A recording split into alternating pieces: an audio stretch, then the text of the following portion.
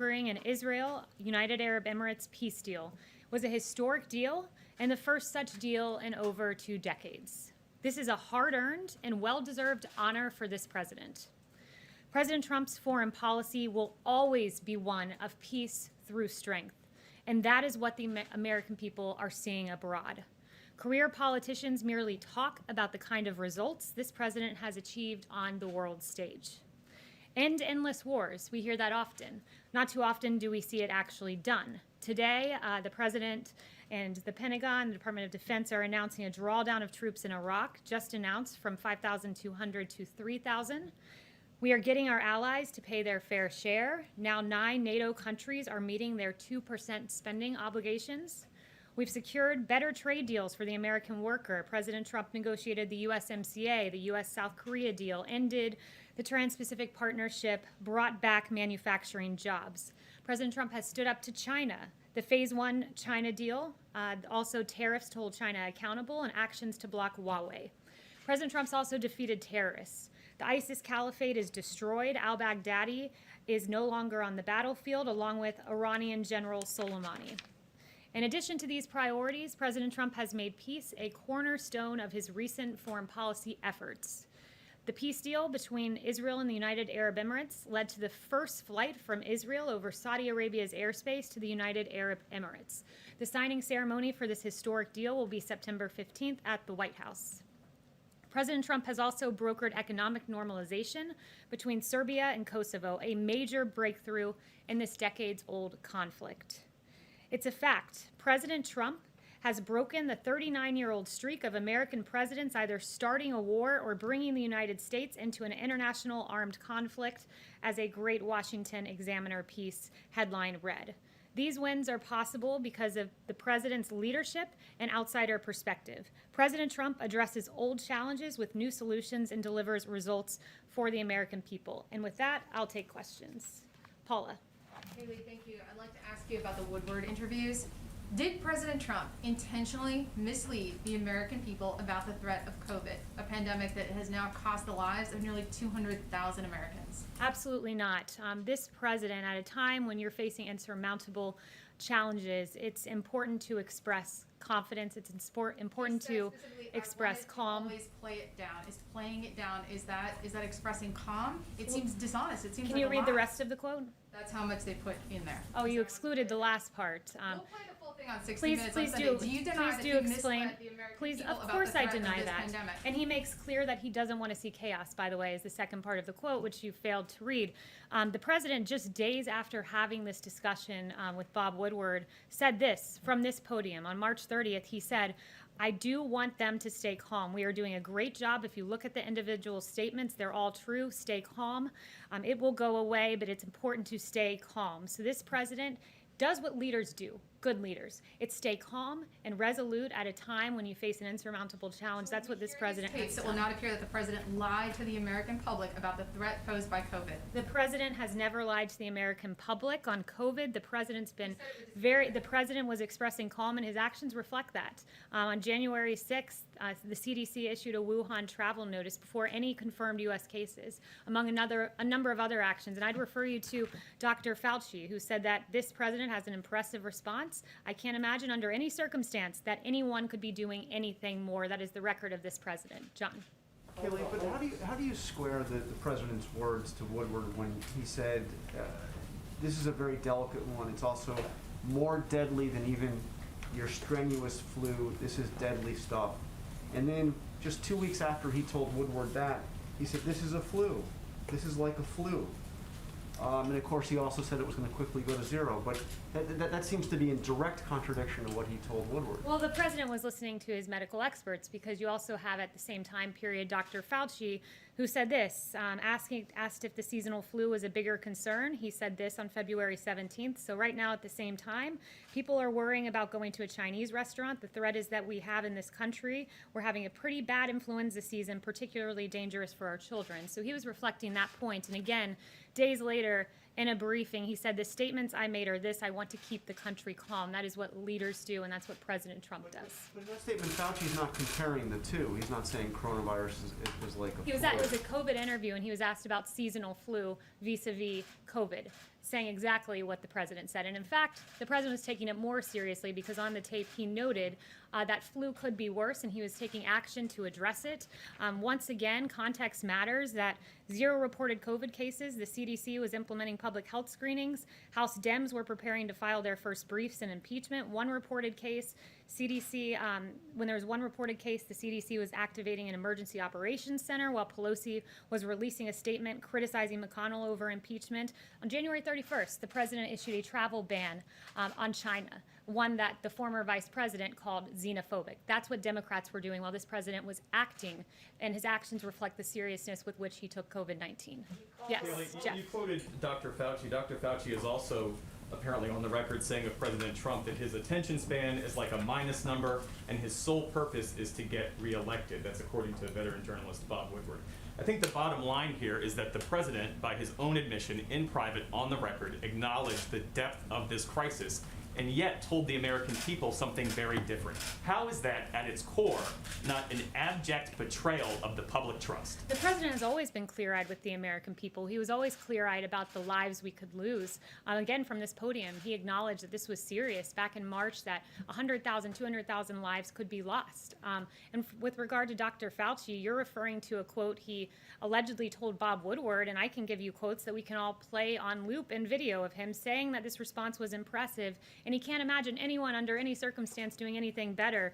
Dr. Fauci saying this, I can just tell you the president, the first and only time I went and said, you need to do mitigation strongly, the response was yes, we will do it. The second time I went with Dr. Birx to the president and said 15 days to slow the spread are not enough, we need to go to 30 days. Obviously, there were a lot of people who had problems with that because of potential secondary effects. Nonetheless, the president went with the health recommendations. So there's a long litany of praise from Dr. Fauci, and you're referencing something he allegedly told Bob Woodward. It's on tape. It's on tape, Kayleigh. Well, I'm The reading. president's on I'm tape. reading to you what Dr. Fauci has said very publicly for all to see, and we can all play those video clips. I can get them in your inbox. President Yes, Trump Zeke. on February 7th said it's deadly stuff about coronavirus. In private, on the record. In public, though, February 28th, he says, one day, it's like a miracle, it will disappear. Well, It's one thing to, as a public figure, not to try to incite panic. It's a very different thing, respectfully, to lie and mislead the American people about a crisis that has claimed nearly 200,000 American No one lives. is lying to the American people. One day COVID will go away. I think we can all hope for that day. We will have a vaccine because of this president tearing through bureaucracy to get a safe and effective vaccine. One day it will go away. That is a fact. It is not inciting fear. This president has expressed calmness from this podium, mobilized the greatest mobilization of the private sector since World War II, got more tests than any country in the world on COVID, a vaccine, which, by the way, it'll be a record for a novel pathogen. The timing of this vaccine, should we get it by the end of the year or should we get it even 3 years, which was the timing of Ebola? This president has done an unprecedented job dealing with COVID, one that Dr. Fauci even acknowledged. And like I said, I will get you that clip to your inbox. Yes. Kayleigh, you mentioned a few minutes ago that this was an insurmountable problem. I think that's quite a point of dispute. If you look around the world, the United States leads the world in confirmed cases, in deaths from COVID-19. So doesn't the president bear responsibility for that record as well as the testing and the vaccine development that you're just talking about? No, when you've looked at the rest of the world, in particular the case fatality rate in the United States is about 3%. The world is 3.3%, the UK 11.9%, France 8.8%, Belgium 11.2%, and you can go through the various Western world countries that have dealt with COVID, and we've done a very good job. The case fatality rate notes that, and that's a testament to our therapeutics that the president has navigated. The U.S. is still of course, very The top case of that. fatality rate is the metric that shows how well our response has done with therapeutics, and we are leading the world in having the lowest case fatality rate. It's a very important metric and one that's a testament, once again, to a president who ripped through barriers, getting us from remdesivir, convalescent plasma, and other very good working therapeutics. And Kayleigh just mentioned the president is very focused on the response there. Then why did the president have thousands of people, many not wearing masks at a rally last night in a state that has limited outdoor gatherings to 50 people? Why is he going to Nevada this weekend to hold similar outdoor rallies, gathering these large numbers of people in violation of his administration's own guidance and of the best advice and guidance of local officials who he has said should have the final say in these matters? People have a First Amendment right, if they so choose, to show up and express their political opinion in the form of a peaceful protest, which is what the president held. And there's a real double standard here. CNN had on a guest, apparently a doctor, Rob Davidson, who said, now true, there are social distancing issues with regard to the protests we've seen around the country. However, this is a public health crisis. They are marching against systemic racism. So if you're allowed to march in aggregate in those protests, you're also allowed to show up at a political rally. You have a First Amendment right in this You have country. a responsibility to keep people safe. Mario. Thank you, Kayleigh. How can the president bear no responsibility for the almost 200,000 lives lost when he downplayed the virus initially and he knew that how contagious and deadly it was? I don't understand how that can. The president never downplayed the virus. Once again, the president expressed calm. The president was serious about this when Democrats were pursuing their sham impeachment. He was expressing calm, and he was taking early action, and his actions are reflective of how seriously he took COVID. The tact that he took, the language that he used? No, You said that he used hopeful language. Does he regret that, given where we are now? No, this president embodied the American spirit that when we face a challenge, a crisis, a pandemic, we come together. We can be optimistic. We can be serious about it. We can take it seriously with our actions, which is exactly what this president does. It's why we lead the world in testing, doing far more than the number 2, which is India. He took this seriously, but he still expressed calm. Our food supply chains were at risk, that we could not have mass runs on grocery stores. The markets, also the economy was in play here. We didn't want there to be a huge crash and panic. He expressed calmness from this podium, but he has always taken it seriously, and the response, an unprecedented response, really reflects that. Yes. So thanks, Kayleigh. I wanted to ask you about the Astrazeneca trial. So does that throw a spanner in the works that they've halted those trials in terms of getting a vaccine quickly? And then I have a follow-up. Yeah, so the AstraZeneca paused their trials. Phase 3 clinical trial was a routine response when you see an adverse effect, and it was one that shows that the science is guiding the way here. And when there was an adverse response that was identified in one individual, AstraZeneca chose to pause that Phase 3 clinical trial. There are still 2 American vaccines in Phase 3 clinical trials showing great promise, but AstraZeneca, what is happening there is showing that the science is guiding the way on a vaccine, which is what Dr. Fauci, others like Alex Azar, and the president have said all along. So you're still confident that you'll see a vaccine sort of before the end of the year? By the end of the year is the goal, yes. And has that slipped, though? Because there was some discussion about seeing something around the time of the election. So do you think it delays that? Our timing is not about the election. It is about saving lives, and by the end of the year has always been our goal. But, of course, a safe and effective vaccine, we will take it as quickly as we can get it. Can I ask you a little about China, too? So the Customs and Border Protection was supposed to be announcing, or said that they would announce, a ban on imports of many products from Xinjiang province in China as a result of the human rights abuses there against the Uyghurs.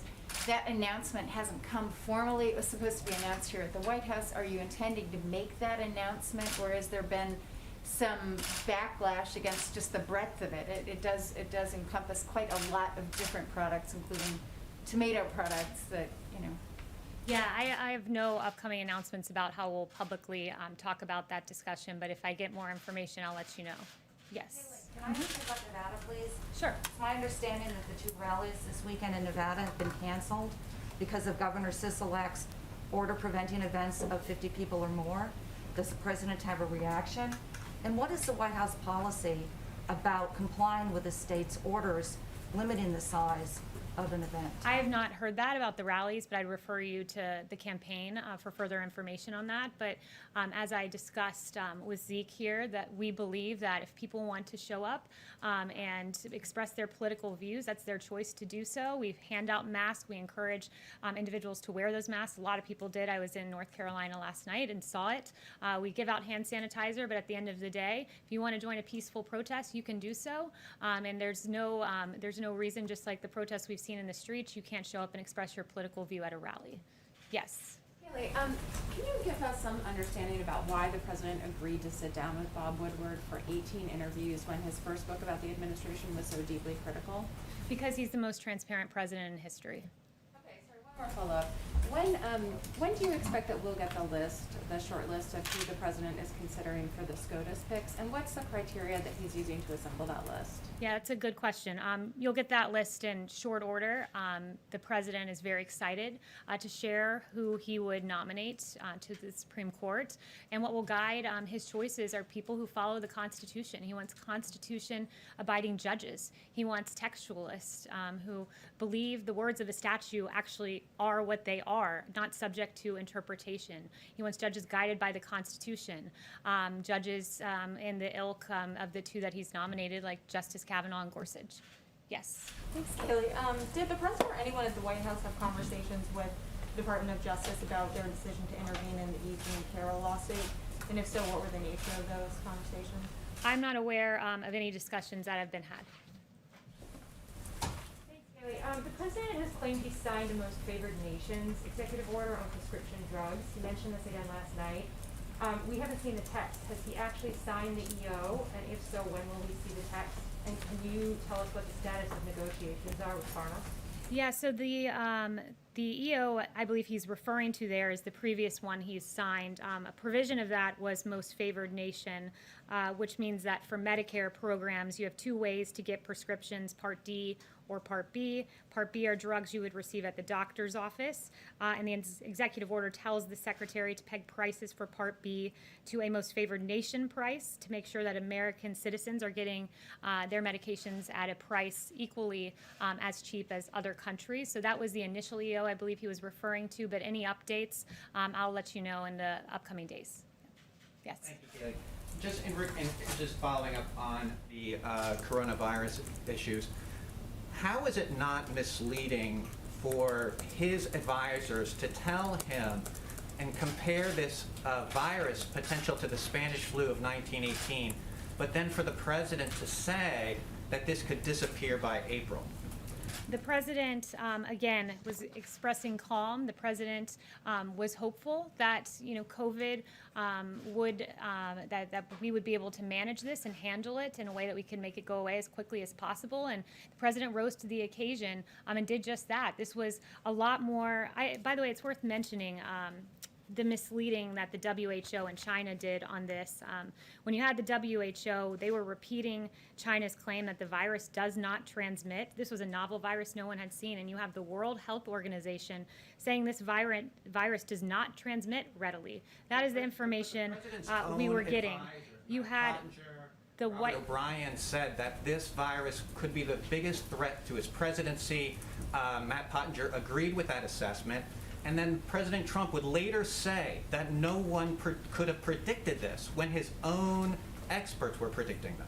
Look, you're referring to the intel community, and what the president knew was, and I've walked you through this before, on January 23rd, the intel community briefed President Trump for the first time about COVID, and the briefing said coronavirus from China is poised to spread globally, but the good news is that it is not deadly for most people. This is the information President Trump was getting, and the next time he was briefed on it was January 28th, when he was told that the spread was happening outside of China and the deaths remained all inside China. He was told then that China is not sharing key data. Indeed, China was not, because as I noted to you on January 9th, the World Health Organization said it does not readily transmit between people, and on January 14th, the World Health Organization said no clear evidence of human-to-human transmission. Clearly, that was not true.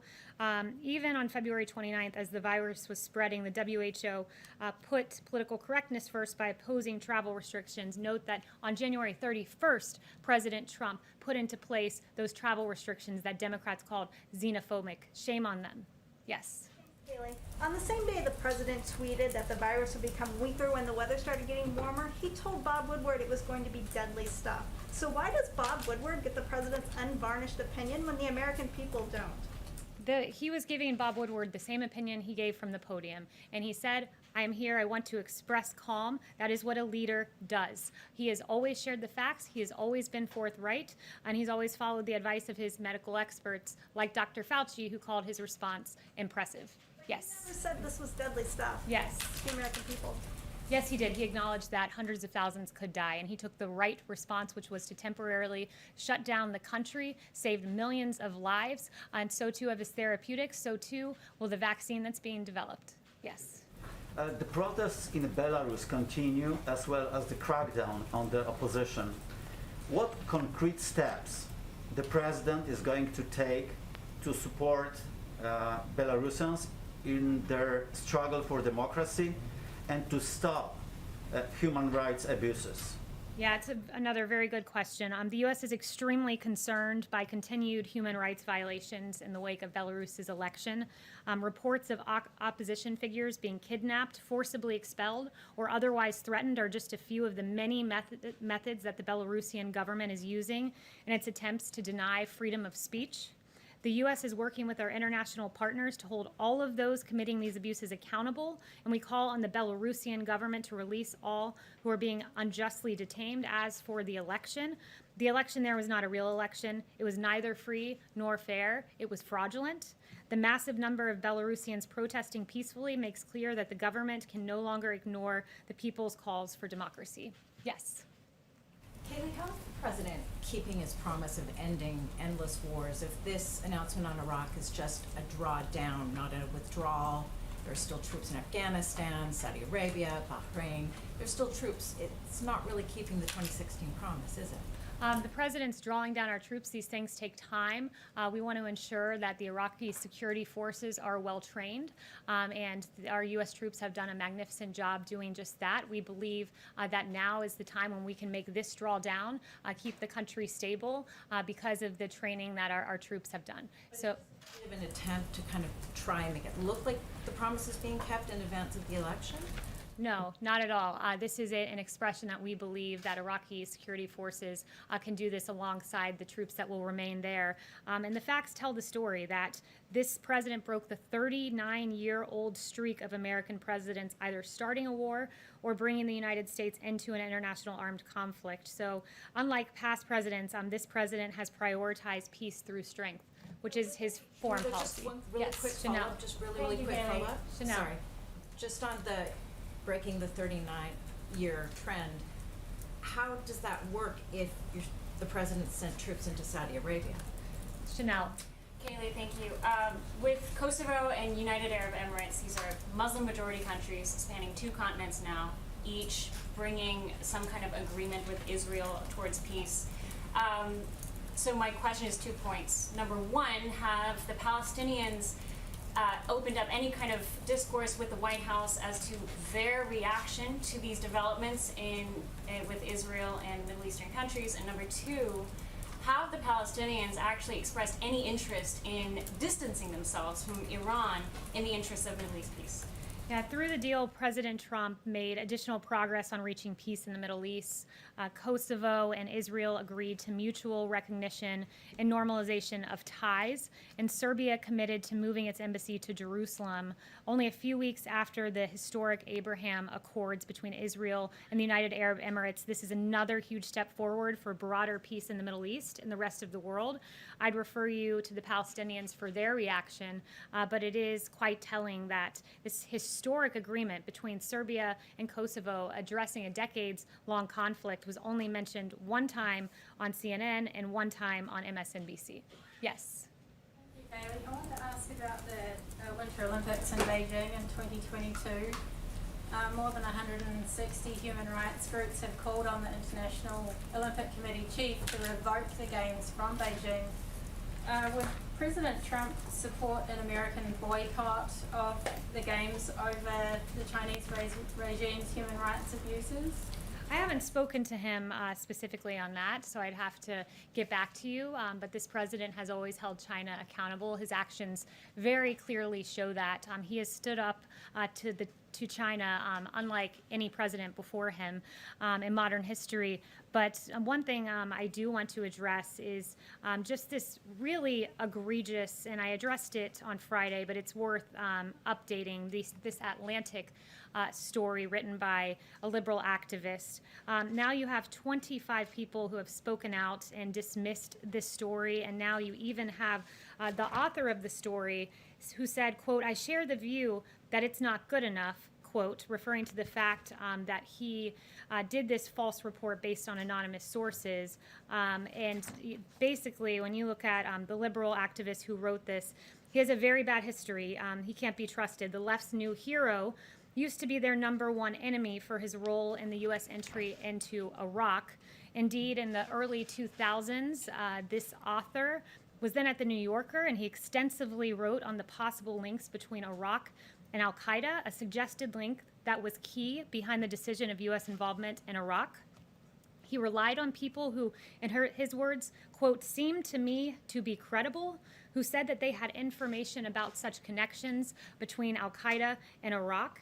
And Goldberg's reporting simply backed up his view that the U.S. should invade Iraq. In Slate in 2002, this author argued in favor of the U.S. invading Iraq. And later, he even admitted that he knew people blamed him for helping to get the U.S. into the war. He wrote a sarcastic piece saying, yes, I know I started the Iraq War. His reporting cannot be trusted, as noted by the fact that 25 people have come out on the record dismissing his report, the report by liberal activists. Thank you.